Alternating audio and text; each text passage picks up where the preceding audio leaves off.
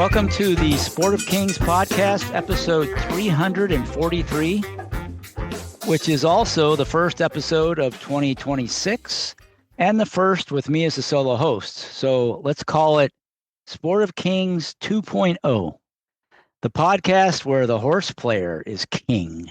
I threw that in there. I tweeted that out today, and I thought it was pretty good, so I'm going to stick with it. I'm going to experiment a little bit with the format over the next few months, and I welcome feedback each week on Twitter/X. So let me know if you like or dislike the changes. My handle's at Derby1592, at Derby159 and 2. Let me know what you think.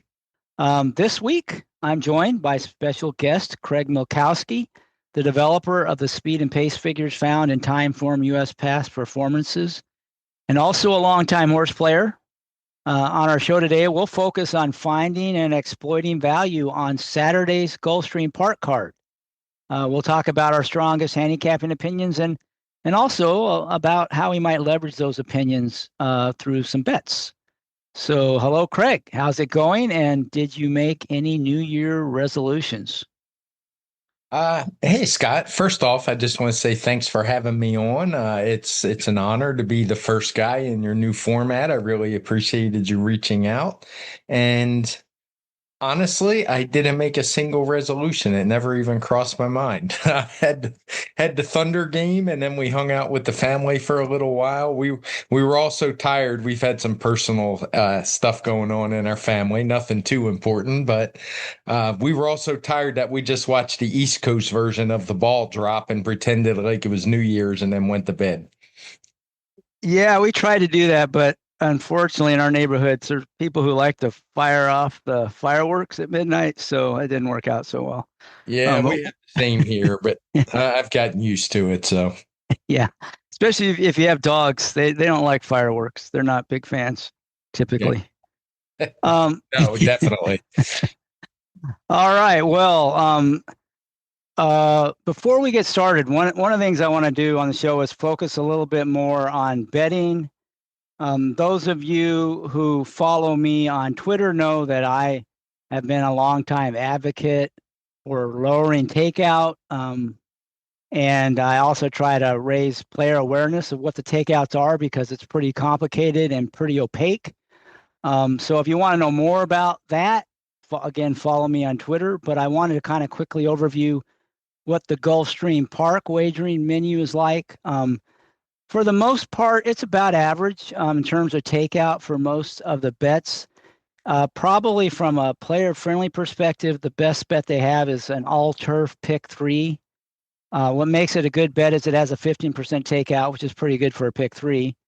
And it's a $3 minimum. And typically, the higher minimums and lower takeout are less appealing to the CAW teams. So it makes it a little bit easier to compete in those pools. So that's probably the best. They also have their middle pick 5. I guess they typically have 3 pick 5s, early, middle, and late. The middle pick 5 supposedly does not allow CAW participation. So clearly, if you're going to play a pick 5, I would go for the middle one because the effective takeout once you add the teams in, especially for a complex wager like the pick 5, much higher. So if you want a pick 5 player, stick to that middle pick 5. They also have some specialty joint bets with Santa Anita that are 15% takeout. That's also supposedly don't allow CAWs to participate. That's their coast to coast pick 5 and the Sunset pick 5. Sunset pick 6. The Sunset pick 6 is the last 3 races of the day at both tracks. Coast to coast pick 5, you got to check in and see what races they choose. I'm not sure how they select those. Again, those are tough bets. Pick 5s and pick 6s, but if you like to play those, I would certainly play those over the jackpot rainbow pick 6 at Gulfstream, which is probably, I'd rank it as one of the worst bets in America for retail players, even on the mandatory payout days. The CAWs just run wild at GP in that bet, and pretty much all the other pools that I haven't mentioned have been exceptions. Probably more so than any other major track. And I'm not just saying that. I mean, data from like Marshall Graham and Pat Cummings would support that. The teams kind of really sharpened their teeth at Gulfstream, and it still shows today. So keep that in mind as you're thinking about making bets on this card, and Craig and I will keep that in mind as we talk about how we might bet the race. So before we get into specific races, Craig, I just wanted to find out what's your strategy just in terms of race selection. How do you decide what races you're even going to take a look at? And then once you look at them, what would get you to decide to make a bet? And how do you decide, what sort of pools you might tackle? Just in general, we'll get into specifics on the races, but just kind of what's your approach? Yeah, in general, these days, I stick to the higher class races. I'll dabble with maiden special weights and allowance races for sure. Definitely stakes races. I pretty much avoid everything else, maiden claimers, starter allowance. I just think they become too dominated by the human side of the game, which I'm not saying you can't make money betting those races. I'm sure there are people that do, but it just doesn't interest me. And if something doesn't interest me, I don't want to spend the time handicapping them. And it's just something I just don't enjoy. So I stick to the higher class races, the up and coming horses. And with that said, that kind of dictates my strategy. I've never really been a big pick four or pick five player. I used to talk about that a lot on the DRF podcast I did with David Aragona, that I really wasn't a pick five guy because it's hard to find five races to string together. Now, on big stakes days and things like that, you'll get some decent pick fives, but that still doesn't mean you have an opinion in all five races, which is something I like to have before I'll play those. So, for the most part, I'm a win better and an exacta player, and occasionally I'll dabble in trifectas. Just depends how wide open. The more open a race is, I think I would look at tries a little more, but I try to narrow down races to one or maybe two horses, sometimes three on rare occasion that I think are offering value. And that kind of leads back to how I start when I handicap races. The very first thing I do is try to figure out who's going to be the favorite and just how strong I think that horse is in a particular race. And for the most part, if the favorite I think is the most likely winner, I'm just not going to play. Okay, good. So you are probably, it sounds like mostly a vertical player and pretty simple in terms of win and exactas. You're not trying to string together races. Doesn't mean you won't if they happen to fall that way, but you're kind of just looking for particular races. And if it's a kind of race you don't feel like it's a strength from your handicapping, you just pretty much skip over those and just focus on individual races that you like. Does that sound about Yeah, right? and yeah, about right. And like I said, the one thing that's changed for me is I used to would play almost any kind of race if I thought there was value, but now I just don't enjoy the claiming races as much. So I tend to skip those maiden claimers, things like that. I'll still watch them and try to see if there's trips or anything like that, but I'm just not as interested as a bettor in trying to beat those because I just think with the human factor, it comes down too much to the trainers. And that just studying trainers isn't something that got me into the game. It's more about the horses for me. Yeah, I think that's a really good lesson is you figure out what your strength is, what you like, and focus on that. Don't feel compelled to play every race and don't feel compelled to play every, pick sequence either. Like you said, you can cherry pick the races you like to play and play those. So in fact, that's sort of the approach we're going to take on this card. We're not like on the Sport of Kings 1.0. We would normally, not always, but usually focus in on like the pick five sequence.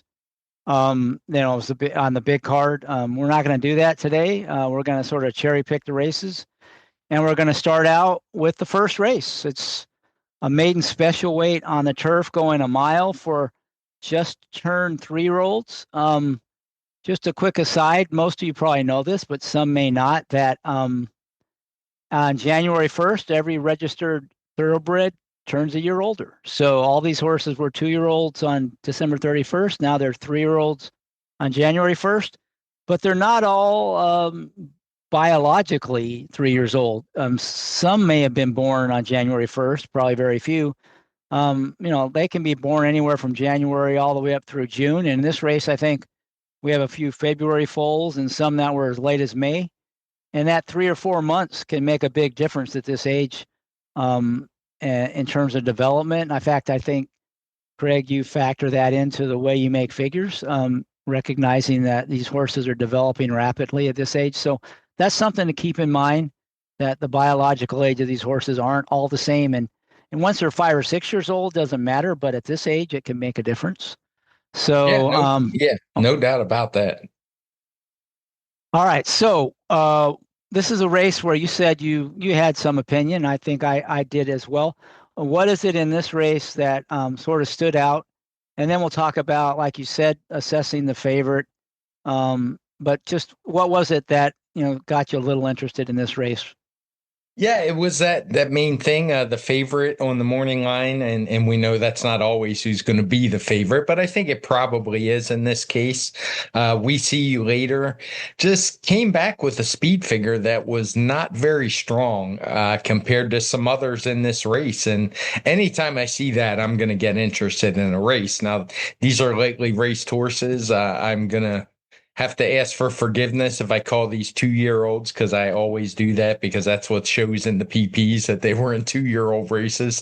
Till about February, I'll figure it out and start getting it right. But yeah, on the Timeform US speed figures, we see you later only ran an 81. And there are several horses in here. I think at least 3 of them that have figures in the low 90s to even the high 90s. So that's a pretty big gap. I went and watched We See You Later's race to see if there was anything that jumped out at me that, it was bad trouble and maybe held his figure back. And I just didn't see it. It looked like a fairly decent trip to me. I mean, it's a turf race, so there was a little bit of traffic and he was a little bit wide, but nothing that would point to me saying, yeah, that horse is going to jump up 20 points off of that race.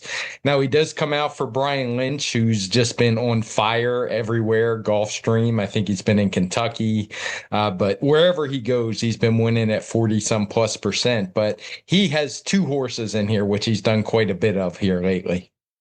Yeah, and that We See You Later was also in a maiden optional claimer. I don't think he was in for a tag, but I mean, it was probably not the strongest maiden race either, right? That he's coming out of.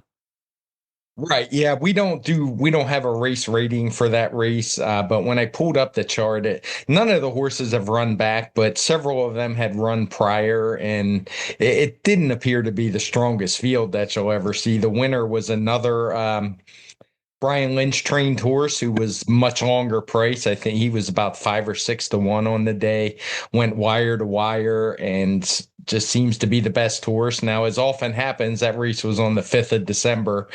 So these days, nobody's run back, which you like to see so you could kind of verify the speed figure or wonder if, they're a little bit tougher when you're dealing with 2-year-olds and lately race horses to make. But we don't have that advantage to be able to see any run backs just yet. That may change. Maybe some of these horses will have run back on Thursday or Friday, and it'll show up before then. But as I look at it now, no, that hasn't been the case. Yeah, and I would say it's the connections that are making that horse the morning line favorite. I actually think, I don't know what, maybe you agree or disagree. I think the one Blazing Tiger may actually be the favorite. He's got a pretty much faster buyer in his debut race. And he looked pretty good in that race, and he's trained by Miguel Clement, and that horse to me looks pretty solid. Do you think he'll buy it for favoritism, or do you think We See You Later because of the trainer will go off as the favorite? It could be possible. I mean, Miguel Coman, he obviously took over for his father, who unfortunately passed away. So he doesn't have the stats that you can look up like some other trainers, but he's certainly won at the top level. He seems to have picked right up where he started. His dad, where he was the assistant, was very good with lately raced horses, and yeah, it wouldn't shock me at all if he winds up the actual favorite. I mean, it's a pretty small gap between them. So yeah, it wouldn't shock me. What do you think of him? Is he scare you more or less than We See You Later, the 6 horse?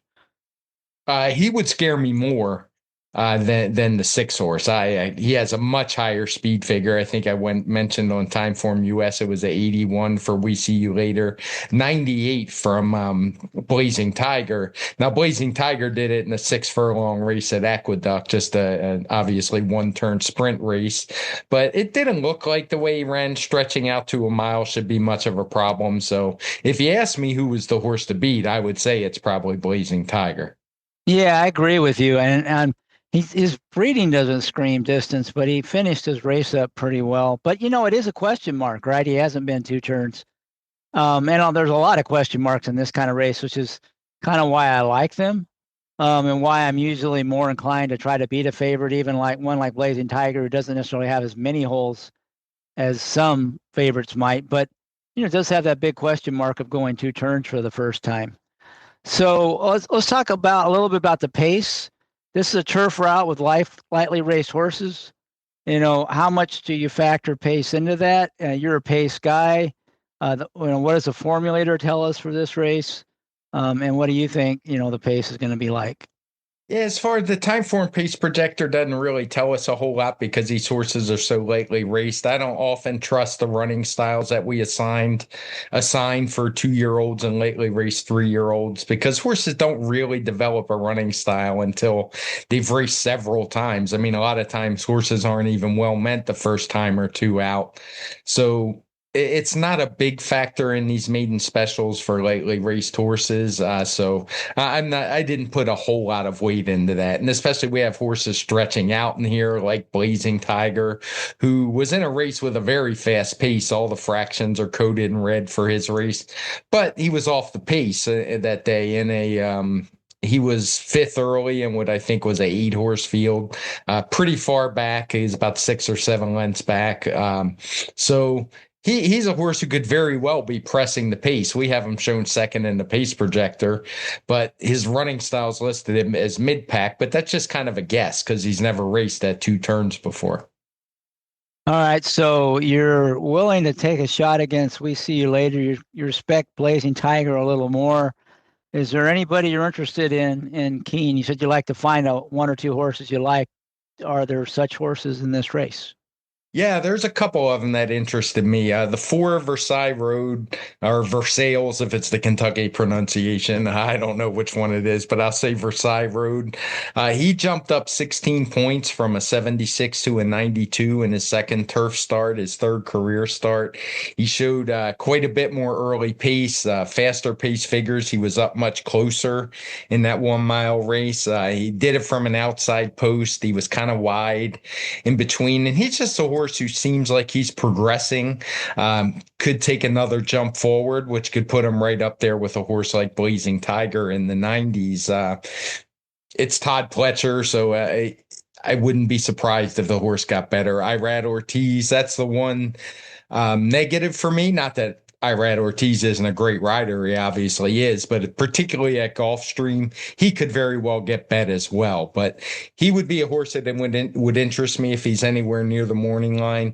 The other horse that kind of interested me was the 7 horse Mo Ladies, the other Brian Lynch horse in here. He was in a race where he was the other Brian Lynch once again that time.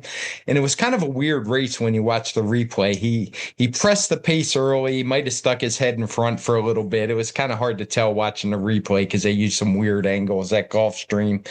But what I found interesting about it was even though he was, I think the comment says he dueled outside the winner, but he wasn't really outside the winner. Like normally when you think of that, you're thinking of the rail and the 2 path or the 2 and the 3 path. In this case, the winner was on the rail and he was in like the 3 or 4 path. Like he didn't want to harass his stablemate and just kind of hung out there, got a little bit tired late, but I think he got a lot out of the effort. He wound up quitting a little bit, finished fifth, beaten 6 lengths. But, in the turf race, once you kind of give it up, the jocks wrap up. There's no use really pushing on with it. And he's a horse that I think second time out could be sitting on a better race. He's going to be a much better price than his stablemate. He already ran a much better speed figure, a 93 compared to the 81. And I just think he's a horse who's going to improve. And that's one thing, even as a speed figure guy, when I'm looking at these 2-year-olds and lately raced 3-year-olds, I do look at speed figures, but I'm not looking at speed figures to see who's run the fastest. I'm looking at it for the horses that I think are going to improve because more often than not, that's what happens in these races. The horses who are getting better and just project to improve are the ones that are going to pay decent prices. So what sort of price would you need on Mo Ladies to play that horse to win? Oh, he's 8 to 1. I think we'll get every bit of that with the 2 to 1, the 1 and the 6 horse taking money. And like I said, I'm even a little leery Versailles Road. It would take some money because of Irad Ortiz and Todd Pletcher, obviously. But if I was going to play this race, I would lean towards playing Mo Ladies to win, and then I would play some exactas, keying Mo Ladies first and second with Blazing Tiger and Versailles Road. Yeah, you talked about IRAD. I call it the IRAD tax. You get at Gulfstream Park. You, you Yeah. pay a you pay a steep tax on anything you ride. Um, well, it's interesting because I really like Mo Ladies as well. Just to add a couple of things to what you said. The horse was a $425,000 purchase, so they paid a pretty good chunk of money for that horse, and it debuted routing. So I always like the horses when they debut routing and they show some speed and then maybe get a little tired late. Um, because and the breeding says a horse ought to be able to go long. You figure that this horse is a turf router and probably got a lot out of that race. And if you watch that race, I think the horse didn't cooperate with the game plan. It was really rank early. They were trying to get this horse to settle because they didn't want to hook up with the stablemate, kind of how you hinted, how they kept him off the rail. And I think they were hoping he would settle better. He just kind of forced their hand a little bit, but I think the intent wasn't to go early, wasn't to compromise the chance of the stablemate. Stablemate ended up wiring the field, but I think they got everything out of the race they wanted to, and this is where they're more likely to, let him roll a little bit. And I think there's a chance he could either, stock off a leader or even clear early, depending on what the intent is. And you know, he is the high-priced horse. He did debut in a maiden race versus the stablemate who debuted in, was also $300,000. That's not like he was a giveaway, but I mean, he debuted against maiden optional claimers. I'm not sure why they would choose that spot and what the conditions were. I didn't really pay attention, but I just think this Mo Ladies may be the better of the two. And I watched a workout. One of the things I like about makes me more interested in maiden races at Gulfstream than a lot of tracks is they're pretty good about showing workouts on XBTV. And I got to see a workout with Mo Ladies since its last race, and she outworked the stakes horse, Shred the Gnar. So that's a grade 3 winner, and he outworked that horse. So horse has been training well. I'm kind of with you on that. I'm kind of interested in playing that horse a lot. The other horse that caught my interest some here that you had mentioned was the 5 Bluegrass Pike. This horse is really bred to go long on the turf. He really had a no chance trip, kind of got off to a bad start in his debut, but the rider made no effort at all to put him in the race. It was kind of a no chance trip at all, but he did finish up, even though he stayed out wide and he was way back. He did finish up pretty well. He was kind of green in the stretch. It just looked like this horse has got a lot more to give. And now he makes his second start, and they have a really fast recent work, 46-2 on the turf. Now that Palm Meadows turf course can produce fast times, but this is much faster than anything it's ever ran before. So maybe they sharpen the speed a little bit. Maybe they have a new rider here. Maybe be a little more aggressive. If this horse is within striking range, it could improve quite a bit. I don't know if it'll improve enough to win, but it's the kind of horse, like you said, you're looking for, could make big improvement in a race. This one could be that horse, and it will be finishing probably. So for me, I'm kind of the same as you. I'm interested in Mo Ladies as a win bet. Maybe for me, Bluegrass Pike is the one I'm going to try to use in exotic bets. I'm not really interested maybe going beyond the exactas just because I think the other horses are all the favorites you talked about.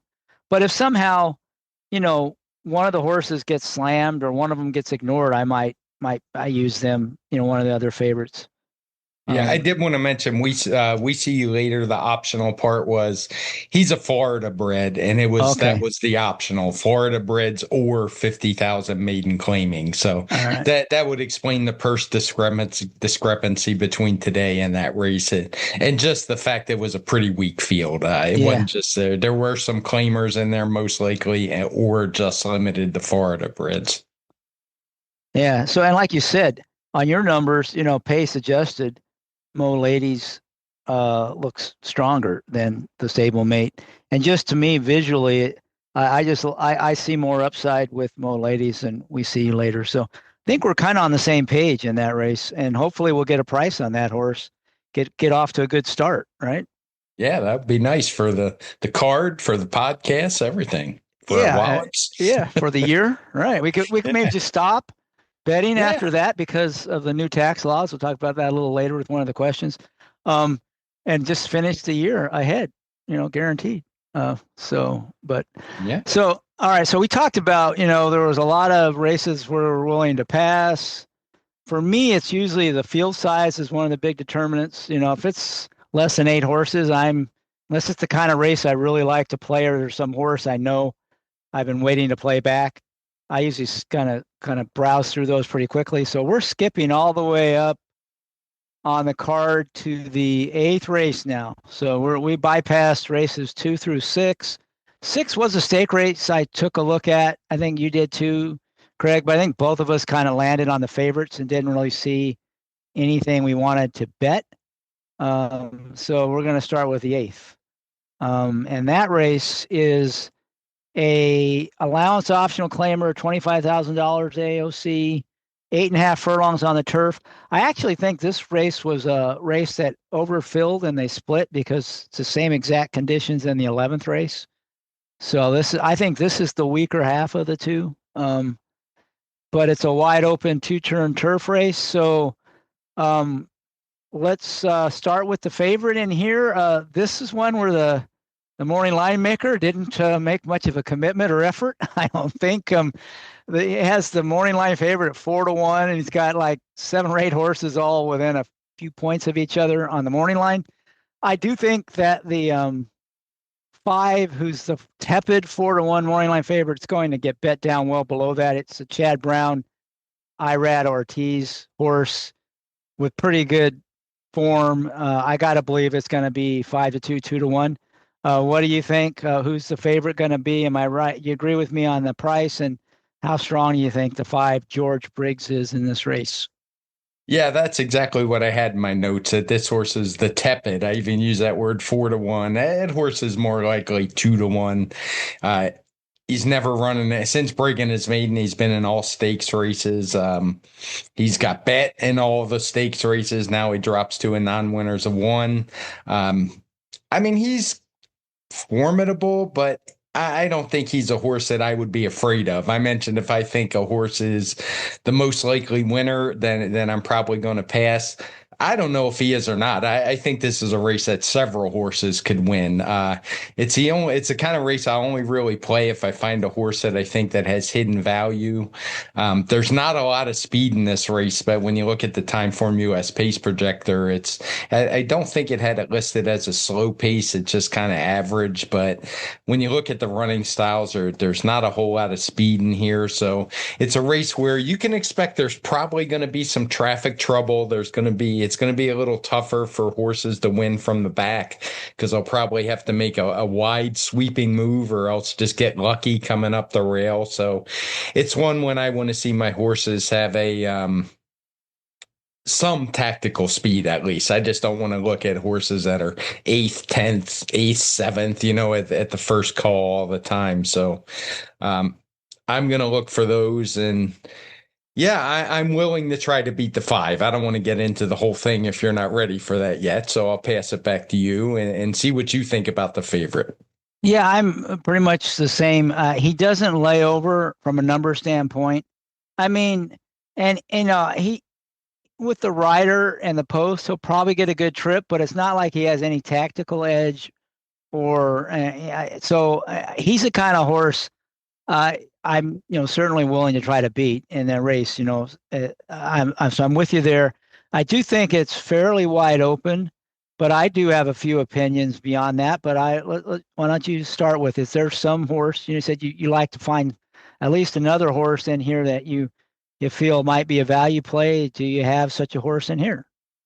Yeah, there's just one other horse that I was really interested in. I mean, don't get me wrong, I went through the whole field, tried to look for edges, but the horse that I just kept coming back to, and I mean, I really like this horse, is the 6 horse or 7 horse McRaven. It's a Jimmy Toner horse. He comes in, it's just his third start. He's a newly turned 4-year old. He obviously got a late start in racing. But I've just really liked what I've seen from this horse so far. And I think his form got dirtied up a little bit last time. The 7 broke his maiden in what turned out to be what I think is a really strong field. One of the things I like to do with Timeform US is you can easily access the charts. And I just like to go back, and even though the horse had a really nice figure when he won, I like to see what the horses have done since they came back. And right away, the horse who ran second is a horse named Juris Doctor, who has basically validated that figure. He came back. He's won he broke his maiden.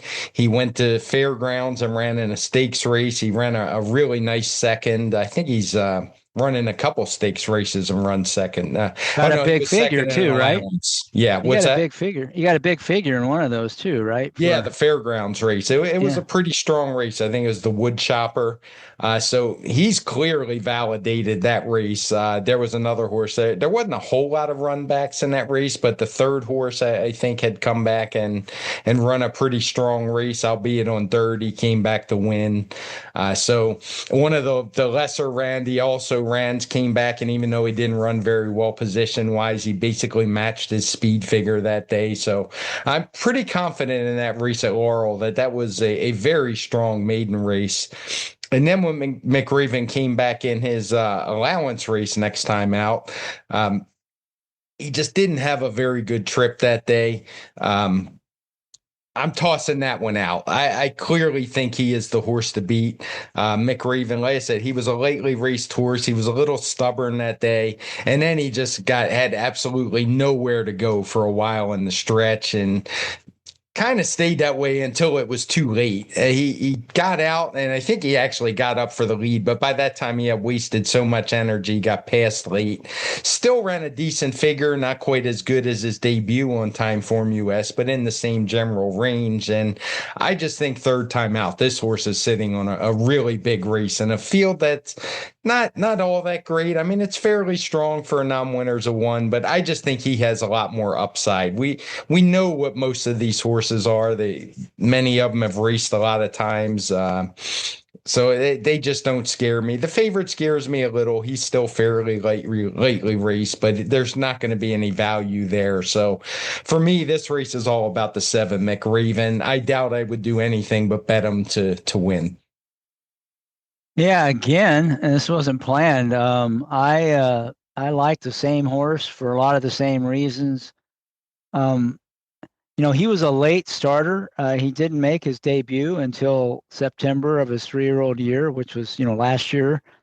And like you said, his debut was really good. He closed into a really slow pace, and what you said was a good field that turned out to be a strong maiden field. And he's really well bred. And he has siblings that are several of them that have been really good. So he's by Uncle Mo, so he's really bred to be a good horse. And that last race, to echo what you said, I mean, he got grabbed by the rider really bad. I mean, really, strangled back, and he did not like it. And he got shuffled back, but then he came on and still, like you said, actually hit the lead before getting past late. So I thought that was a really good race. Now he has a new rider, a new track. He has a really fast recent workout. So he's been training well since he shipped down to Florida. Just a lot to like there, I think. Totally agree with you on that one.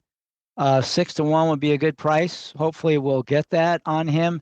If he were to get too far below that, much more like maybe drop down to say 9-2, 4-1, that might be more like fair value for me on here. But hopefully at 6-1 he'd be playable. So I'm kind of with you on that horse for sure. What about anything else in here that you sounds like you didn't find anybody else that you're just going to focus in on playing him to win? I Yeah, just want I'm to make just sure that's focusing true. in on him. And one of the things too I didn't bring up, because I hadn't really looked at this race on from the formulator side of things, is there's a pretty big gap between Timeform US and the Buyer figures. This horse had paired up 74s on Buyer. Usually we have about a 20-point difference on average. Obviously that varies horse to horse, but in this case I just have much higher. That would be a 94 on Timeform US, and we just have the horse running much faster first time. It was definitely a pace adjusted number because it was a really slow pace that McRaven overcame that day. But so it got a really big boost. But even the second time out, we still have them quite a bit faster. And, I'm not so, I make Timeform US speed figures and I'm proud of the stuff we do. But I know that the Buyers have a much bigger influence at the window. So when I see gaps like that, I think there's going to be some value. Yeah, that's a good point. Yeah, that first race was just it had to be a tough one from a figure making standpoint because the pace was just dawdling, and it was maiden horses, so those have got to be tough. And you did score that one a lot higher than they did, but like you said, that second race there's a big gap as well, so could be some value there. Um, I did have a few other horses in here. I'm going to try to beat George Briggs, and I think there's some other price horses in here, so I might try to hook McRaven up in exactas and maybe even deeper than that in the exotics. The horse I like the most, other than McRaven, is the 10 horse Smooth Breeze. This horse has not been out for about 6 months, but he was a solid 3 year old, was running some pretty good races. And in fact, his last couple were actually better than they looked, I think. He had some excuses. One was on a sloppy track, and the other one he had some trouble. But he's never really run a bad race. His trainer's pretty good, getting horses ready off the layoff. This will be his first time with Lasix. And he's also been training well. And this is another one where I was able to watch some workouts, and I watched him outwork a stakes horse. So I think he might be ready to fire off the layoff. And we talked about how horses develop. Well, from early summer as a 3 year old to now as a 4 year old, he could have developed physically and be capable of running faster than he did early on. And he doesn't have to improve much off of those figures to be a factor in here. The negative really with him probably is the post, but he does have some tactical speed. He's got a rider who's pretty good on the turf. Maybe he could work a trip if he gets hung wide and hangs late. I can always play him back, but I think I'm going to try to hook him up with McRaven and maybe a few others in here. And then the other horse maybe I'd like to I'd be interested in playing would be the 11 if he were to draw in. He's an AE, ever dangerous. He's very sharp right now. He's a big price in the morning line. I think he fits with these. Again, the post is the big concern with him. Hopefully, you get compensated. He does have a speed again, tactical speed, and a pretty good rider. So maybe he could, get a trip from there. He's a lot like Smooth Breeze, but he'll be even a bigger price. So that would be another one I'd be interested in using with McRaven in a race where, I think there's some potential place. If you can get past the Chad favorite and IRAD, that George Briggs, both of us are hoping that he's not going to run any big race in here, but if he does, we just turn the page and go to the next race. Yep. Just one question, maybe some listeners would be interested, and I don't want to waste too much time on it because he's on the AE list. But how do you view a horse like Ever Dangerous being in for a 25,000 tag? Obviously, he's won this condition already, so he has to be entered for the tag if he's going to get in this race. But it's just something I've always found a little bit confusing. I generally view it as a negative, that he's basically running against horses who are very likely to still be getting better while he's most likely not. But it's not always the case, obviously. I'm just curious how someone else would view it and if it's any different than I do. Well, for me, it depends on the horse. If it's like dropping in for a tag for the first time, and that's not something that trainers typically does. I'm not that's bigger of a red flag. But if he's just a horse that's winning races at this level and there's really nowhere else to go with him, and this is kind of the best spot for him. If I think he can win off his good efforts, I'll use him, especially if he's a price. Now he's switching. You can make the case he might be better on synth than turf, but you can make the case he's just as good on turf as synth. It's hard to say, but he's definitely razor sharp right now. Yeah. His last couple at Woodbine were really good. So Yeah, the Timeform US speed figures would tell me he's better on turf, to be honest. But they weren't running many turf races at Woodbine. They were having trouble with the main course, so they were only using the inner. And I would imagine that's why he spent a lot of time on the synthetic. yeah, yeah. So I was gonna say I could think you could make the case either way, but I don't see any reason to think he can't run as well on turf. So to me, this is a logical spot for him. And his trainer, tries to win races with the horses he brings down from Woodbine, and usually has a pretty good record. And his horses are firing, so he hasn't won yet, but his three starters have all hit the board so far this year. So I don't see any negatives with that horse other than the post. If he's going to be a price like anything close to that morning line, Hmm. but it would depend. There'd be cases where that would be a negative for me, but I don't think it's is in this race. Got it. All right, so both of us didn't like the ninth race. It was a small field. I didn't have anything in there. You didn't have anything in there. So if you are trying to play the late pick three or pick four, you'll have to do that one on your own. Craig and I don't have anything to help you with. But the 10th race is a stakes race for 3-year-olds. I think there was a time when this was a graded stakes. I think it was maybe a grade 3 at one time. Might be wrong about that, but it's just a listed stakes now. I wouldn't call it a Derby prep, but it's horses that might signal that they're ready to take on better horses in some legitimate Derby preps. It's going a 1-turn mile, so a lot of these horses stretching out a little bit from shorter distance, maybe a couple cutting back. And let's get started on that one. This is one where the morning line maker really went out on a limb and made the one commandment 7-5. So he thinks this horse is going to be a heavy favorite. Do you agree with that? And what do you think about this number one horse as the favorite?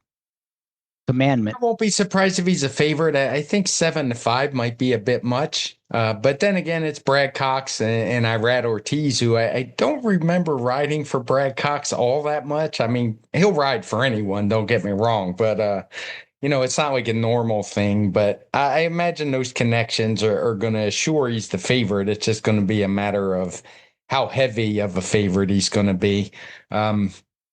I guess I would consider this kicking off the Kentucky Derby preps. This is more of a prep for a prep, and I guess what the Holy Bull would be next, Yeah. sometime around the end of this month or the very beginning of February. So I would imagine the horses who run well, we will probably see at least a couple of them in there. So decent, strong field, but it's at least a big field. There's 9 horses, 1 mile, which is, of course, just one turn at Gulfstream. These are races they actually time out of the gate, so there's very little to no run up. Should be 0. I can't swear that they put the gate to the foot every time, but basically these races are timed from the gate, which is something I like. So if you see a slow early fraction, it might not be as slow as you think. Just something I like to point out in these.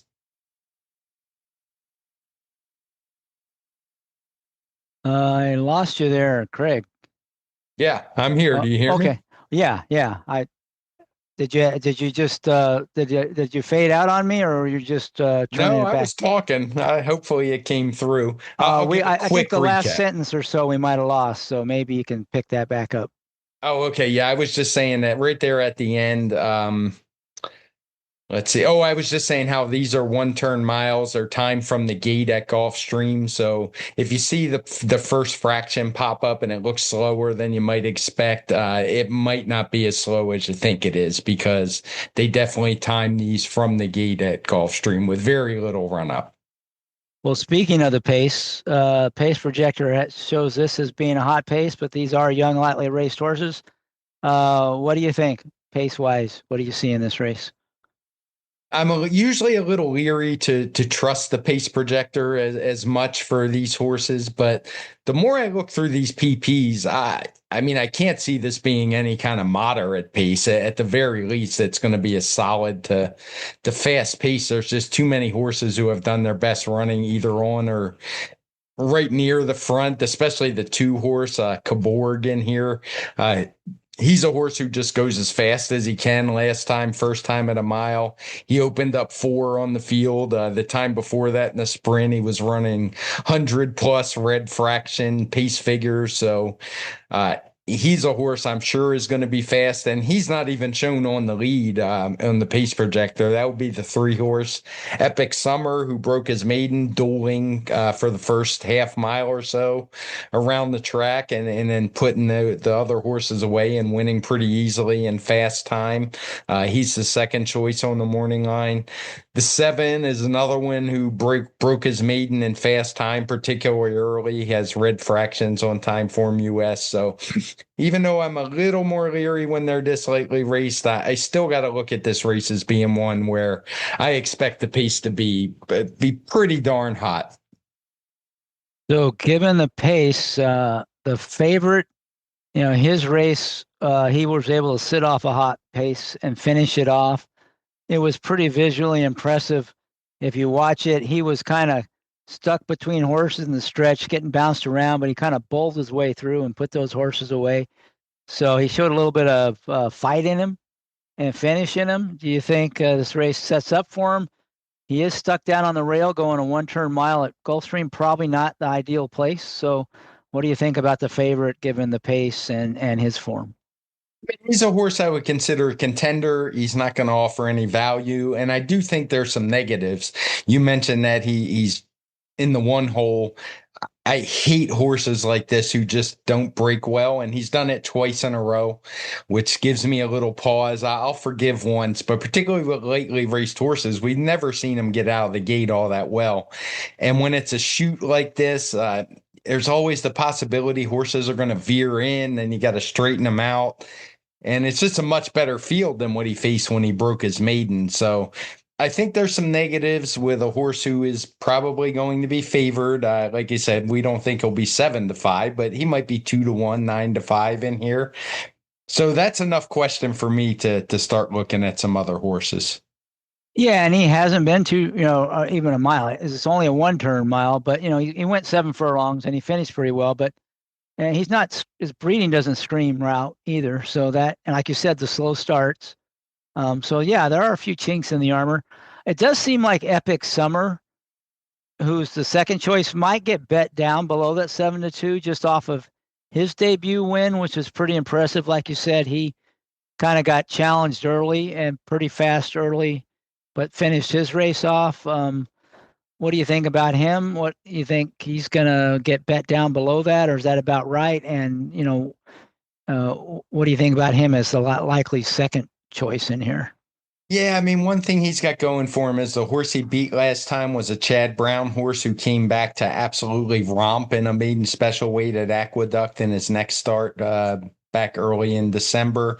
Got a 114 Time Form US. I hadn't taken the time to look at the buyer. I'm sure it's a pretty quick buyer figure that he ran back to. So he beat a good horse that day. And you can look at it 2 ways. Either that horse just didn't run his best, which he clearly didn't run his best first time out, but he ran pretty well. And Epic Summer beat him pretty handily. So I can see people that would like him. I worry a little bit that first race might have taken something out of him. He wasn't a horse who took a lot of money first time out. He raced hard around the track, basically dueling most of the way before putting away a horse and kind of coasting in the stretch. But I worry about horses who come back. Now, it's not super quick these days. Coming back in about 70 days is maybe enough time, but I'm just a little leery. It's a lot to ask of a horse in the second start to go from 6.5 furlongs to a mile against much better competition. And more often than not, one thing I do is study things like this in the database that I have, which goes back many years now. I'm looking for horses that are going to improve, and I'm not saying this horse can't improve, but the statistics say he's much more likely to regress a little bit. So, and when you say that, what criteria were you using? How do you categorize him to say that? How would you categorize him? So I've written a query where horses who they have to get a certain speed figure, they have to not be clear on the lead. So the first and second calls would be less than one length because I consider one to be clear. If they're less, they're right there pressing you. And then just the second time, it would be stretching out to a mile or greater. So the distance of today's race is a mile or greater, and it's a stakes race. So maiden to stakes, basically sprint the route. Although I use 1 mile as a route in this case, even though it's only one turn, and just if they face pressure. And that kind of query just does not return very good numbers for these kind of horses. They often disappoint at pretty short odds. I don't have the exact numbers in front of me, but they've regressed. I want to.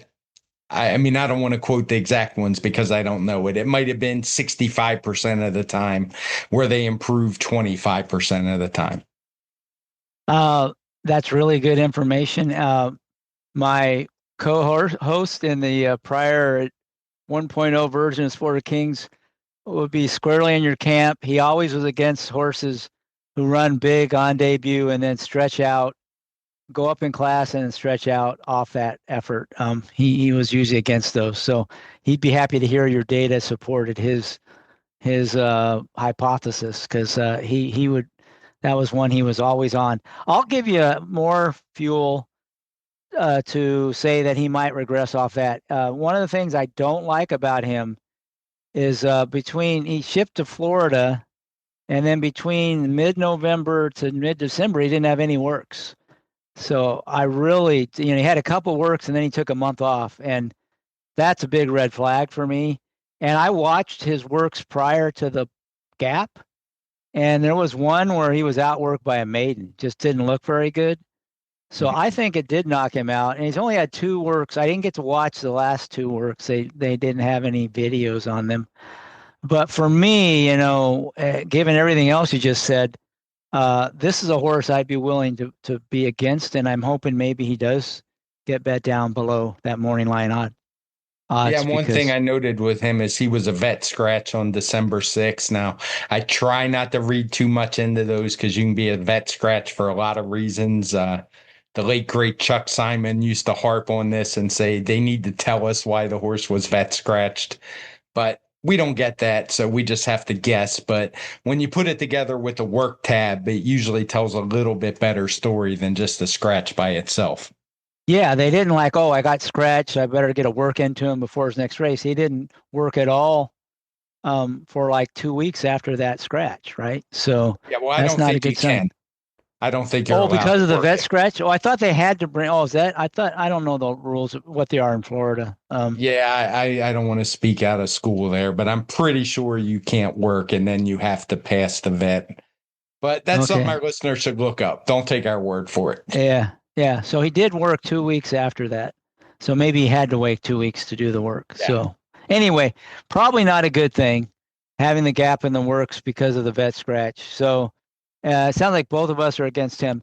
So Commandment and Epic Summer you're against. Commandment you're not. You're some negatives there. Chinks in his armor. Is there somebody you like in here? So there were two horses that I kind of zoned in on when I went through their running lines, and I wound up settling on one. I'll start with the one I wound up not settling on, and that's the 6 horse Trips Promise. He has some positives going for him. This will be his third time doing a 1 turn mile, the other two at Churchill. He's run decent speed figures those days in the high 90s on Timeform US. He's a horse who last time in two of his three starts, he's come from off the pace to run well, including breaking his maiden. And I was all set to like him. 5-1's a little bit lukewarm. Like I wouldn't want to take any less. But then I started doing some trainer work on him, and I couldn't remember Dale Romans ever really having any success in these 3-year-old races at Gulfstream Park. And sure enough, I pulled it up and looked, and he's a big fat 0 for 25. So I'm not saying the horse can't win, but I would definitely need more than that 5-1 that I was originally thinking before I saw that stat, like probably 8-1 or even 10-1.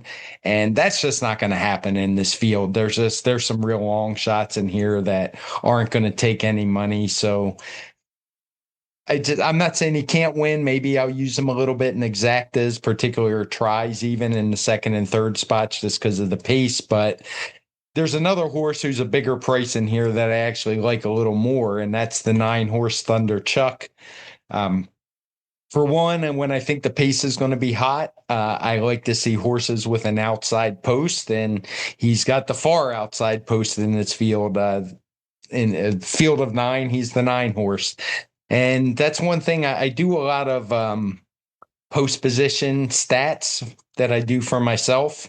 Hopefully one day we could put like real post position stats and past performances. We don't get those till to this point where you actually use field size and impact values and things like that. But outside post and one turn races almost always are the best post. Um, it's just the way it is statistically. It's universal across, I won't say every track, but across the majority of tracks. And in races where the pace is going to be fast, it's even better. And I think the reason for that is because speed horses can actually run well in fast paced races from outside posts because they don't get in duels. They can just kind of go fast, and it's almost like they're running their own race without any pressure from anybody. And they'll often even change running styles where instead of being front runners, all of a sudden they're sitting fourth, but they're in the clear, and they're not bothered by any kickback from the dirt, and they just run better. So I'm a big fan of outside post in one turn races. Thunderchuck gets that. And for me, he just had a lot of things going for him. He's been running in all sprints. He's shown plenty of speed, but he has shown ability to rate. He came back from being a first time gelding. He took a break from Saratoga in what I think was a prep for this race. It sure looked like it to me, the way he was ridden, like they were trying to get him ready to go longer. He's by Good Magic, so I'm thinking they probably have more hope for this horse than just being a sprinter. And I really like the way he finished that day. He didn't win. It was a small stakes race at Gulfstream before the championship meet. He didn't run particularly fast. He only got an 86 time form US speed figure. But if people didn't know Jorge Delgado before, they certainly know him now. He had a very, very good year last year. And for me, he's just one of the top trainers in the game. And I think this horse is sitting on a really big race. I think he's going to get an ideal trip in here. The rider's not one of the bigger name guys out there. He's maybe a little bit better on turf, but I think he's fine, and that's going to add to the value you get for this one. So in this race, I really do like Thunderchuck. Yeah, you sure that the name doesn't have anything to do with it? No, no, it does not. Yeah, I don't share your enthusiasm so much for him. I'm a little surprised he's 6-1 the morning line. I would think he'd be higher than that. I think you might get a better price than that. Yeah, I But think so it too. might be the trainer. I don't know that's pulling that down, but that seems low. I think you're going to get a better price. So you may, have a horse you can really play there. Trip's Promise, I have more enthusiasm for, but for me, 5-1, like kind of like you, that's sort of fair value. I'd have to get a better price on him. He does seem somewhat versatile, but he is one that's had a couple slow starts in a row. So I'm a little bit worried about that. But being outside, maybe that'll actually be good if the pace is fast. It could work in his favor. So that one I'm more enthusiastic about than you. The price doesn't get me real excited. But if they pound Commandment and Epic Summer, maybe the price floats on everybody else. The horse I actually like the most in here in terms of potential play is the 7 Blame Yourself. who is also cross-entered for Friday in an allowance race. So he may not go, but if they do go here, I like him. If they don't, I think he's one of the speed horses going out, which might increase the chances of the other two. But like you said, he draws outside the other speed, and that could really make all the difference for this horse. On debut, he ran really well. I mean, he ran about as good as you could expect, but he might be in your negative category. I'll have to ask you if he fits that. He went wire to wire, took some pressure, and then kind of pulled away and coasted home. That was 7 furlongs. He's got to go a little farther, but it's not that much of a stretch out. Uh, if he can relax some in that from that outside post, he might really trip out. Or if the other horses don't break or whatever, and he does, maybe he's even gets the lead. But at 12 to 1, I like him quite a bit. But I am curious as to does this fit all the criteria for the negative horses? He's stretching out, moving up in class. It sounds like he's exactly the same horse, and maybe that's not a good sign. No, and I'm glad you asked because the one difference is the 7 furlongs. Now, it's not great, but it's not nearly as bad as horses that do 6 or even, you'll see it 5.5 to a mile with 2-year-olds a lot of times. So 7 wasn't nearly as bad. I think it was more a 50-40, 50 regress, 40 don't. And I know I've left some out, but some horses run the same, and I use a range like ±3 to just say they basically matched their previous race. That's why there's a difference there. But 7 is a much better indicator of a horse running better second time than 6 is. 6 is terrible. Yeah, and a couple other things. He's bred to go along. He's by Blame out of a mine shaft mare. There's nothing sprinty about the breeding. Um, and like you said, the outside posts are where you want to be with a speed horse typically. And a one turn mile at Gulfstream would seem to be the typical realm. So okay, then I'm not that. I was afraid you were going to discourage me with your stats on that. So and plus you're getting 12 to 1 on if it's a 50-50 proposition, they're going to regress, and you're getting 12 to 1. And if he runs back to his last race, he has a good chance. That's a pretty good bet, I think. So Yeah, and um, that race has come back pretty solid. The runner up ran a good second with an improved figure. The third place horse improved his figure pretty well. I think most of the horses in the next race. I'm going for it by memory from now because I hate having too many windows open. But I think the vast majority ran better races. There was even a next out winner in the field, so it was a strong maiden race for 2-year-olds. all right. So given all that, it sounds like you're going to be keying in on Thunder Chuck and maybe Trips Promise in here, a win bet on Thunder Chuck and maybe Yeah, Thunder Exactas. Thunderchuck would be my key. And then if I was going to play exactas and tries, which I would probably play tries when a race is, I think it's going to be falling apart late, I would use the horse you mentioned, Blame Yourself, mostly because of the post and the good tactical speed. Trips Promise and Commandment, who I don't love Commandment in here, but I'm not going to be surprised if he's in the trifecta. Yeah, I think I share a lot of the same opinions. I'm with you. One of my strongest opinions, I'm going to fade Epic Summer just off of that, the recent tab and your stats and the stretch out and everything. Um, I don't quite share your enthusiasm with Thunder Chuck, but I'm going to use him now. You've talked me into using him.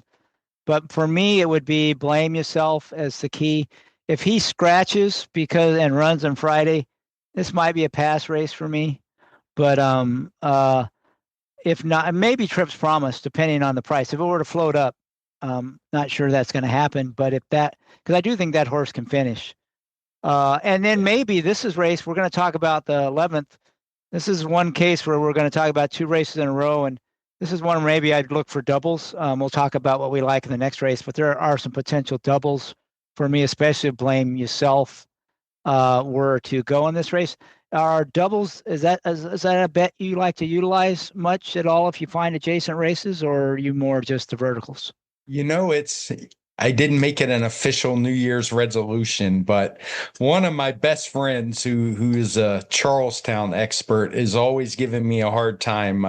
Even we talk about the races all the time. He's one of my high school friends, and he loves doubles, and I kick myself 50 times a year that I don't think about playing daily doubles.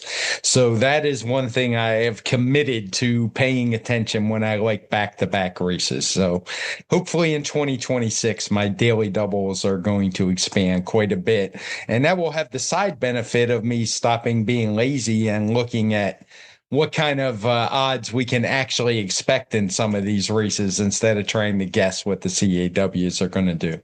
Yeah, I think there's a lot of value in that sort of at least making what you think the line will be on the horses you're thinking about playing, because if at if as you get close to post time, it's a lot different than what you're expecting. That's something that tells you something. And if the price is a lot lower than you expected, then maybe you're missing something that makes it even stronger. But even if it's a lot higher than you expected, that might be telling you missed something, right? Yeah. Um, so it's good to have a sense of what you think that off price is. Not necessarily rely on that morning line, but kind of develop your own morning line for at least for the horse or horses that you're thinking about, potentially making plays on. So I think that's a good exercise to go, and it sort of forces you to make sure you understand why you're getting value. If you can't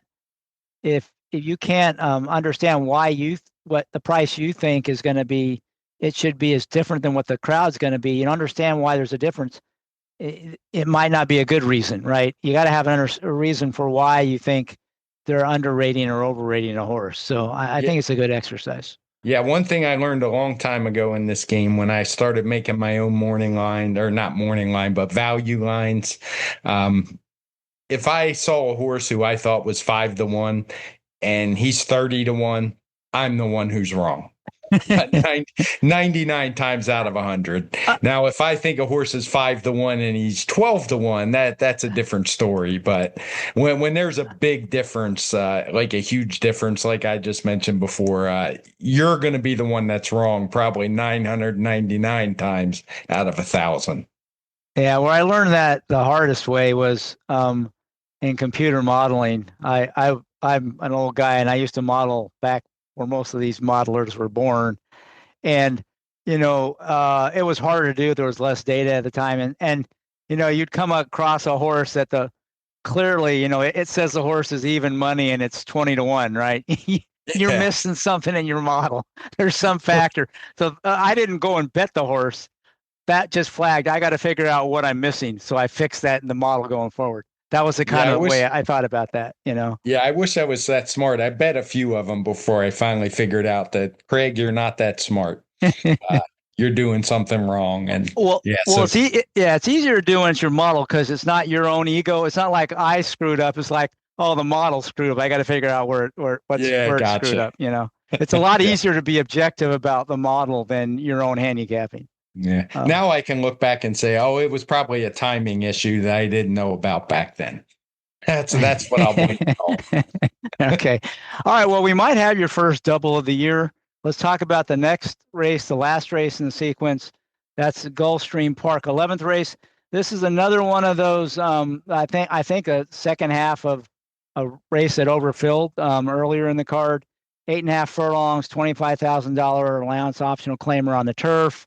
Large competitive field. Um, Another one where the morning line maker didn't go out on any limb in terms of the morning line, as a lukewarm favorite, the 7 Concord Green and the 5 White Palomino at 7-2. I think the 5's much more likely to be the favorite, just mainly because of the connections. Again, it's a Chad Brown horse. But what do you think about the favorites, those two? What do you think their price is going to be? And are you afraid to bet against them? Are they ones you would want to lean on? What's your assessment of the favorites? No, well, we're talking about it, right? So I'm not betting the favorites in these races. I don't know which one will be the favorite because the other has Irad Ortiz against Shug McGay, who takes plenty of money, probably more than he should a lot of times. Not that he's not a good trainer; he's an excellent trainer and has been since before I was in the game. But um, who knows who's going to be the favorite. But this is kind of like race 8 when I look at it. And it's just a whole bunch of horses that look the same figure wise. They're all pretty close, which it's not all that uncommon for a turf race. The 4 horse who had a good figure the one time he ran on dirt. I'm a little leery of those really fast-paced turf races, even though we annotate them and mark them down a little bit. Turf races are really hard to do figures for when the paces get really slow or really fast. So I'm a little bit leery of that horse's figure. And I looked through these, started watching races, and one horse in here just really jumped out at me, and that's the 8 horse Mary's Lad. It's another one that's got kind of a girl's name, so hopefully I don't say she 50 times because it is a boy horse. And I'm a big fan of watching races on turf to see what these horses really can do and how they finish. Um, Last time she got a one or he got a 101 time form US speed figure. There's some better figures in here. The White Palomino is run like in the 110s or high 100s. The 7 horses run, well over 100. There's a lot of horses in here that have topped the 100 mark many, many times, whereas Mary's Lad just got to it for the first time. But he's another one. He got a late start. He didn't debut until May of his 3-year-old season, and then he was given a break. He was gelded after that. He came back. He was in a race in a sprint that was just really slow. He was at the back of the pack, had no chance. He was wide on the turn that day. It was at Kentucky Downs, which is I used to say on our podcast all the time, what happens at Kentucky Downs stays there, good, bad, or indifferent. I just basically ignore those races when horses ship elsewhere and look to other tracks. So that one, the horse definitely had excuses, but to me, just being there is the excuse. Showed up at Keeneland in a maiden special weight race, and I just thought this horse ran really, really well that day. He made a big move coming off the turn. He was kind of getting shuffled a little bit. He was behind horses, and it seemed like Ben Curtis that day just said, "Okay, I've had enough of this," and he tipped out and went around the horses. He was wide the entire second turn, which is just a really tough trip on turf.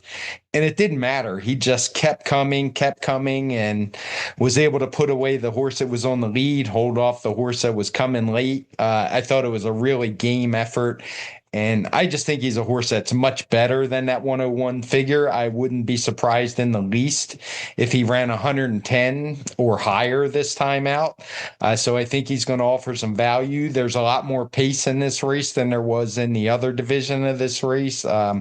It's a race we have listed as fast pace with the red flag. And when I look through, I see plenty of running styles of speed and tracker, and it's just going to be a race that I think sets up for him. So it's another one where I'm really zeroing in on Mary's Lad because he's the one horse I think that is going to offer a lot of value, even at the morning line of 8-1. I think that's more than enough. I'd probably be willing to take him at 5-1.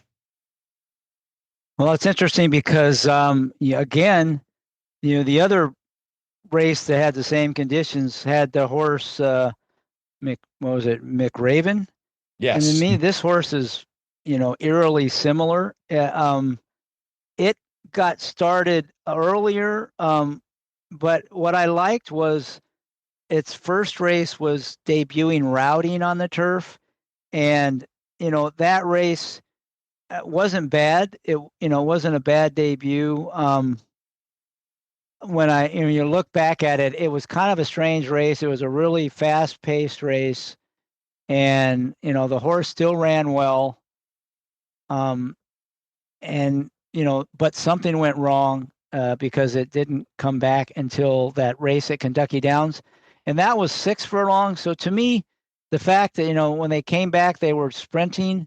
when they had debuted. Routing says that was really a prep, and they kind of rode the horse like it was a prep. It was a slow pace, and they really made no effort to win. They just kind of ran around the track, finished up okay with a wide trip, but it was really set up for its next start, and that's when you'd want to play this horse that next time out. And like you said, that wasn't a good trip. I mean, that horse kind of got grabbed and got into some trouble and got grabbed and shuffled back. And then, like you said, made the wide move, but still finished the race off. So it was better than it looked. And now I think there's a lot of upside, a lot like, McRary. That was the name of the horse. McRaven. McRaven. So very similar horses, and I always like to play the ones with upside. So you and I definitely are on that same horse. I'd probably 6-1 be willing to play this horse. So as long as he doesn't go down much below that morning line of 8, I'm with you on that one. That's a horse I'm definitely interested in playing. What about any other horses in here? Potential exotic plays with Mary's Lad. Anything else you like? This is one I would have to be checking the exacta payoffs. I don't really have anything against the two favorites in here. I think they're most likely to run in the tries and in the exacta, so I wouldn't have any issue using them. I don't like Past the Hat, who's only 4-1 on the morning line. He would be a toss for me, but nobody else really jumped out. Maybe if the 11 Ironsides got into the race, I would consider using him. It's probably unlikely that he gets in. He also has Irad Ortiz name, so unless the 7 were to scratch, he'd have to find another rider. So that would just be something I have to judge on race day.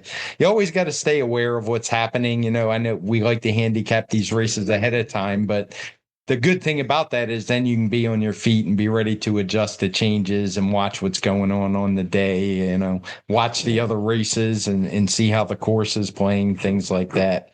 I do think we're at the time of the year where, for the most part, they're only using one rail setting at Gulfstream. I think there's been 1 day or 2 days where they use two, but this Saturday they're only using one, so you only have to watch one turf course. So that's a little bit promising. It's not switching all over the place and giving you a small sample size. So I'm big on watching, especially turf races. I think the turf biases can be underrated, especially the way they move the rails around.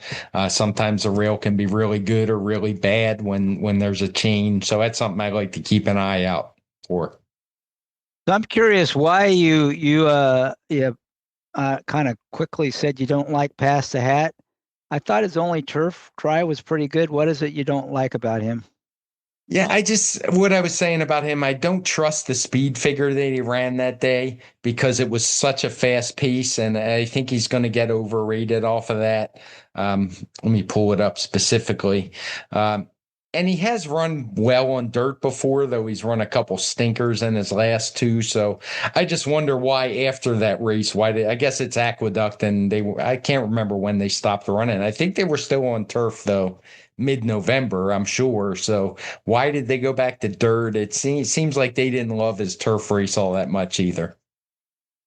Yeah, I think I might be a little more positive on him. His really good dirt race was on a sloppy track. So I think Yeah. maybe he just doesn't like the dirt. Because his two dirt races, last two have been so bad.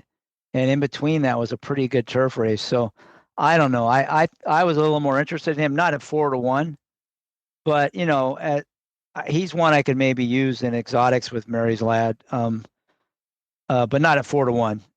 Yeah. I just a little surprised at that price. Given that he hasn't been that low in any of his starts this year, I'm not sure why all of a sudden this race he's going to be 4-1. Yeah, and I think that was the biggest negative for me. I was like, is this horse really going to be 4-1? Because It yeah, doesn't make maybe. sense to me. Why would he No. be 4-1 in here? Yeah, that's why I just kind of was dismissive of him because I'm like, well, this horse isn't worth 4-1, but that's Yeah, part of what I was saying. You got to be ready to adapt. The pools yeah, might open and you check the double will pays and he projects to be 8-1 or 10-1. So, yeah. you got to be, especially nowadays. We talked about a little bit about odds changing with CAWs. You really got to pay attention and don't get suckered into a horse who's 10 to 1 as they're walking up to the gate if the doubles tell you he's going to be 4 to 1.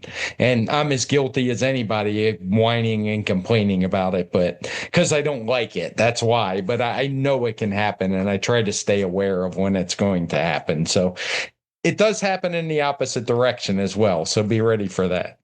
Yeah. Yeah. So, I mean, to me, I was shocked at the morning line there. I mean, he's never been 4 to 1. He hasn't won a race in a year. He's coming off a 24 length loss and lost by more than 22 of his last three. And, he was his shortest price was 5 to 1. So I don't get that morning line, but maybe I'm missing something. We'll see. But I'm kind of anticipating he'll be higher. So, that was the other one I was a little interested in. But Mary's Lad, I'm with you on Mary's Lad. So what about doubles?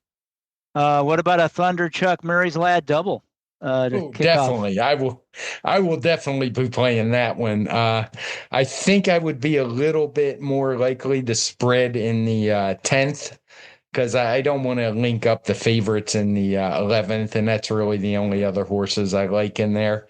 So it would probably be Thunderchuck with Mary's Lad, and then maybe Mary's Lad for lesser money with Thunderchuck and Trips Promise. I probably wouldn't use Commandant because I don't want a horse who's going to be 2 to 1 in the double. I'd rather just not have it. I know that probably sounds silly, but long term, I think it eats into your bankroll when you just start throwing in favorites that you don't love.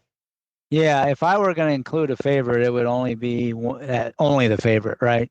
Yeah. Um, and like if you thought he was strong, play a commandment and uh, Mary's Lad double. But if you're going to be playing others, you like Thunder Chuck or Trish Promise, and to me, you don't play commandment. That's not a good way to play it.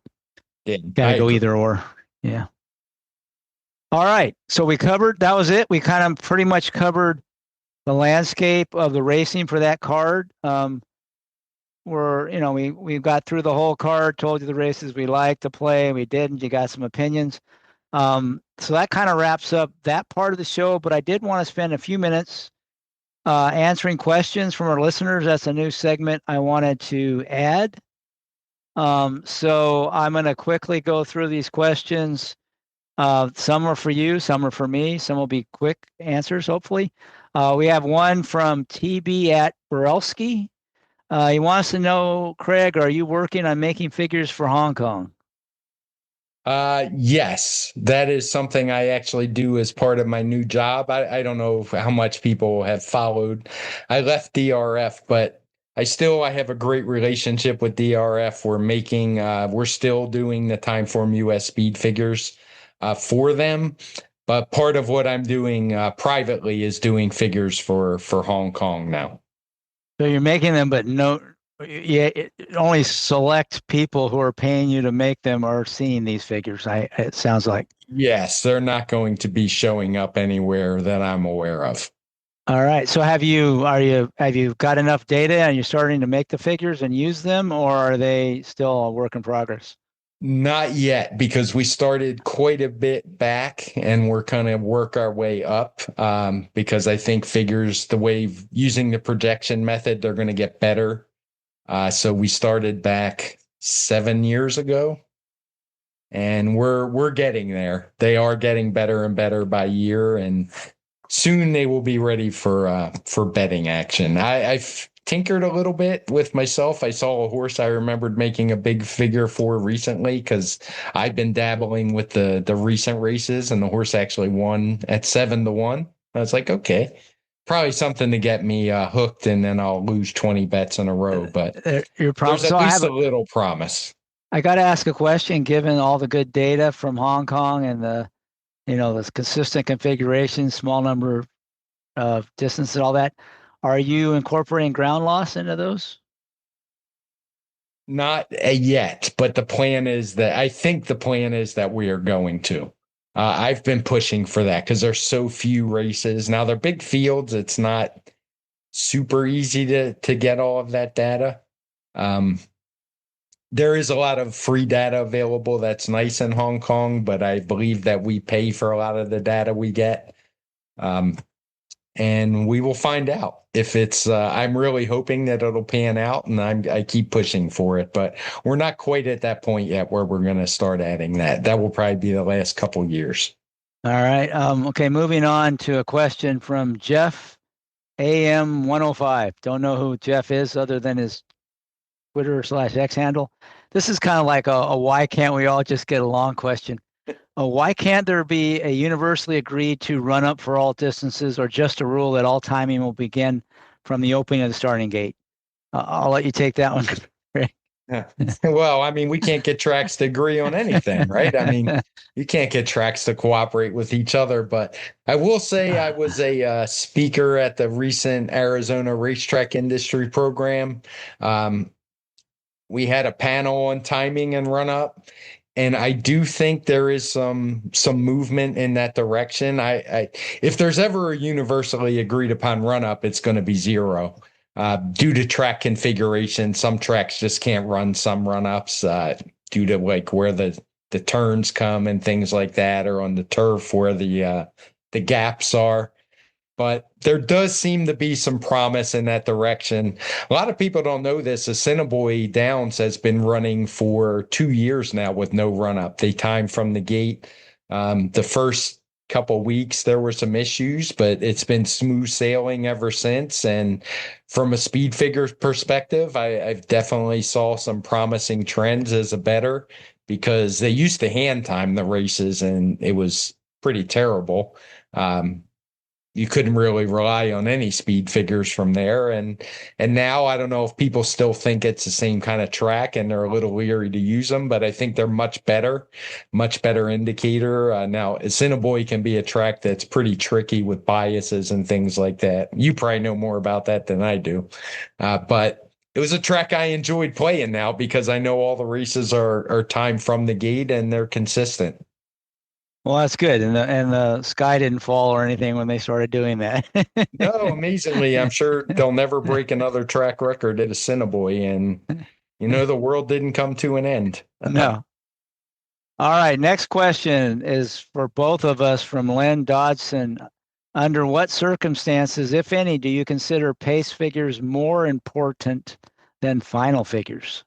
I'll let Mr. Pace take this one first. The easy one for me there is maiden claiming races and cheap non-winners of two claiming races. I almost completely disregard final time figures there. I am just looking at who's the fastest horses and fastest horses early because more often than not, they're going to hang around at the finish because at those levels, horses just aren't good enough to close. Now, yeah, you'll see races fall apart, but they're the outlier. You want horses that are up close in those races and horses who come in with speed figures that look like the best in the field, but they don't project to be in the front or near the front of the field are very, very poor bets. You're going to go broke if you try to bet those horses because they take money and they just don't win very often. Yeah, and I'll give another kind of opposite extreme. Turf races with really slow early paces. Final time really doesn't mean anything in those. I'm really looking for horses that can finish into that. That with the winner goes wire to wire and runs the last, quarter and 22 flat. I'm looking for the horse that closed ground on that horse. That's the one I want next time out. Kind of the exact opposite. So Yeah. I don't know how you feel about that. The other thing that's tricky about those races is they finish much more bunched up.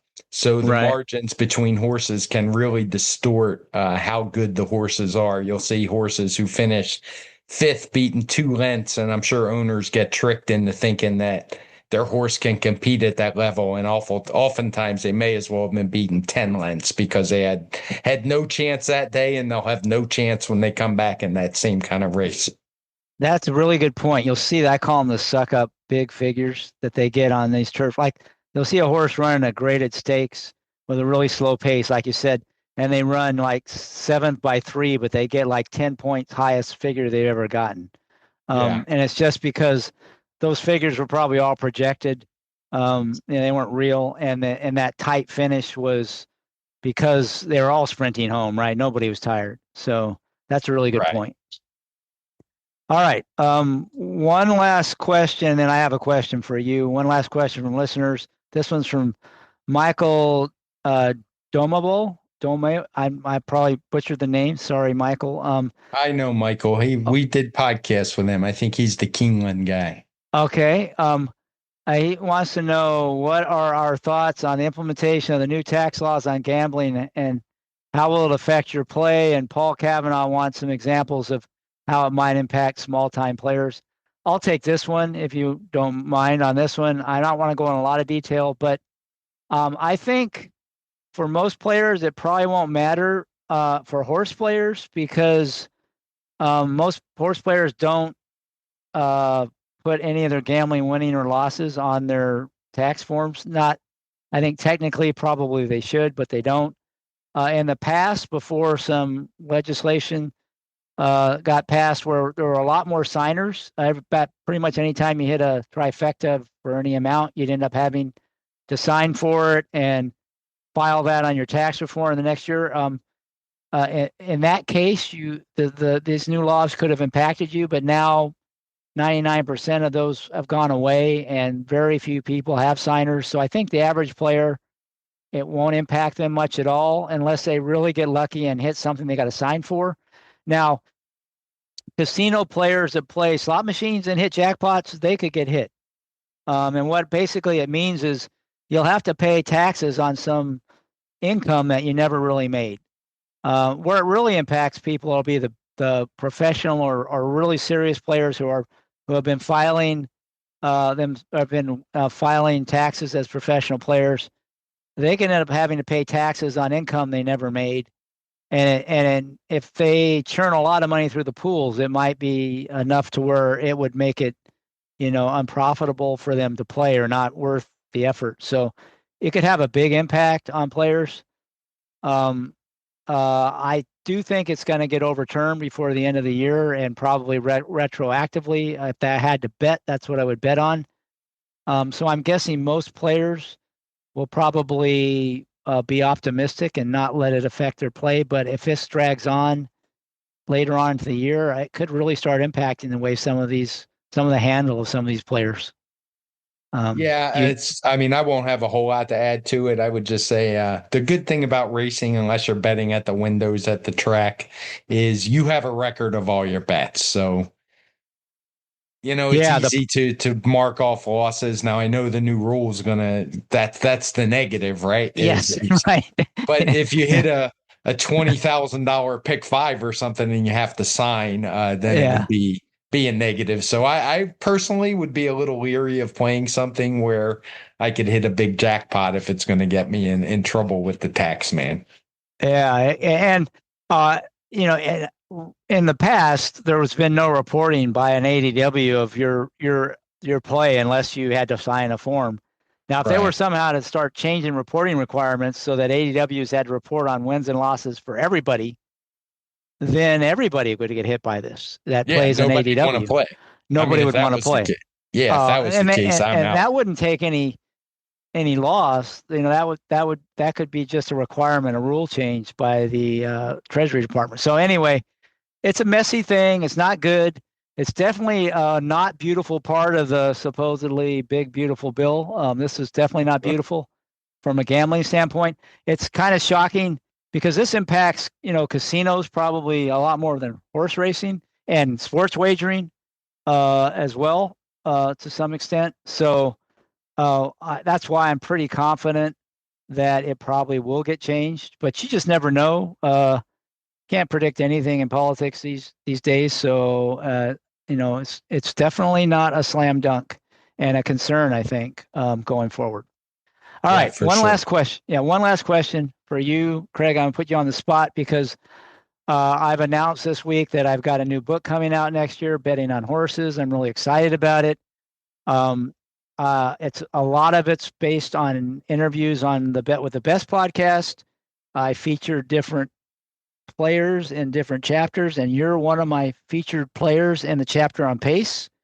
Also, I talk with you a lot about in the speed chapter. So you've seen those chapters. I quote you in other places too. So you've seen quite a bit of the book.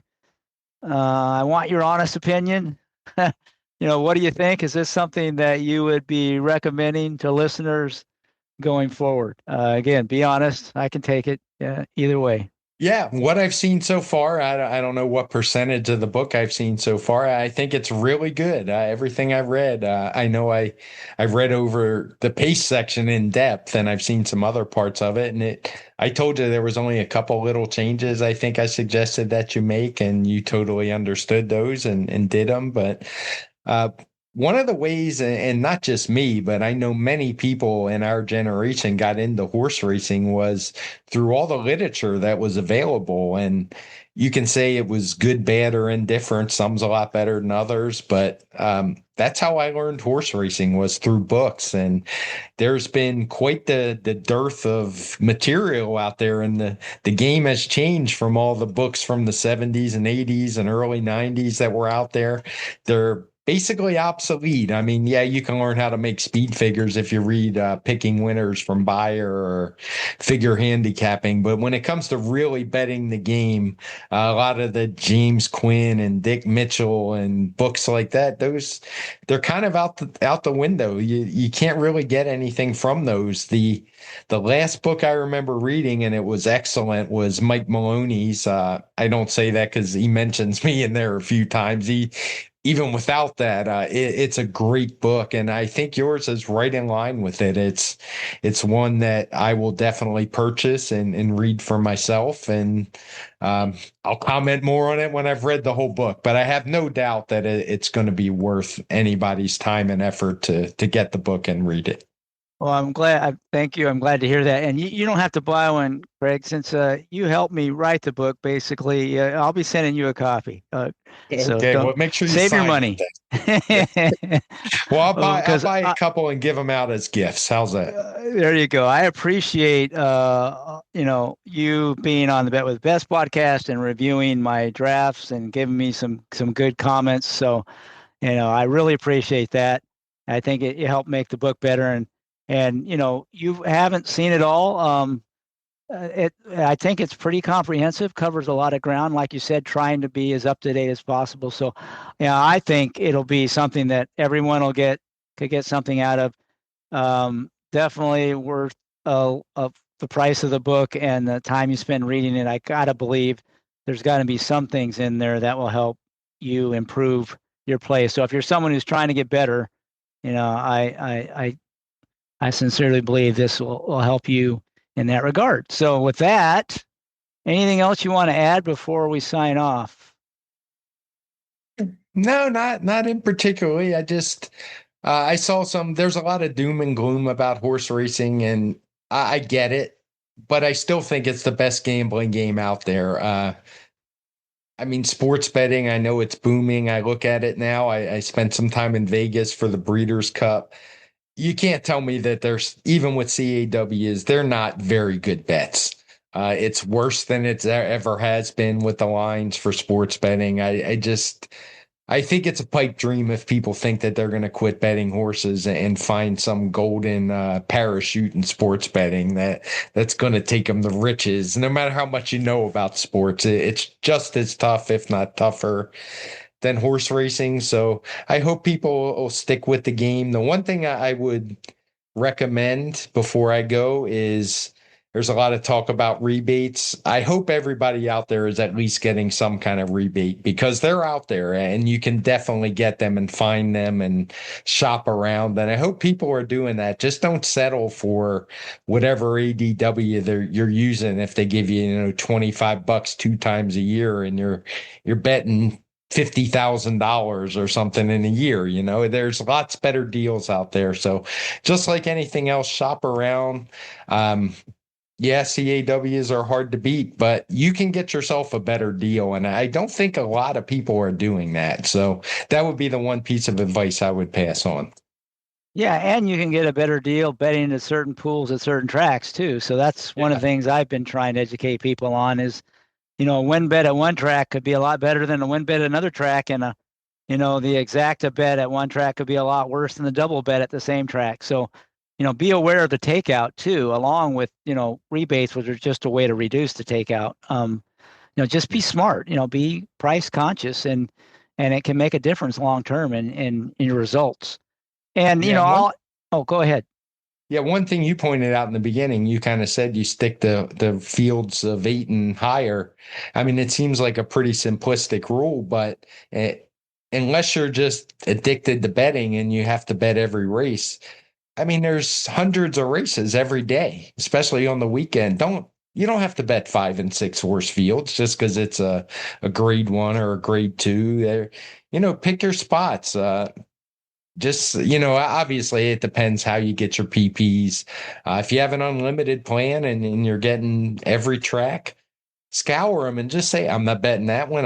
Don't waste your time on them. If you get a field, you know instinctively if it's a good bet or bad bet 9 times out of 10 before you even dive into handicapping. So you don't have to bet every race. Pick your spots, pick races you're good at, pick fields that are good. I mean, a 5 horse field with a 20 horse a 20% takeout is a way worse bet than a 10 horse field with a 20% takeout, even though the takeout's the same. So they kind of go together that way.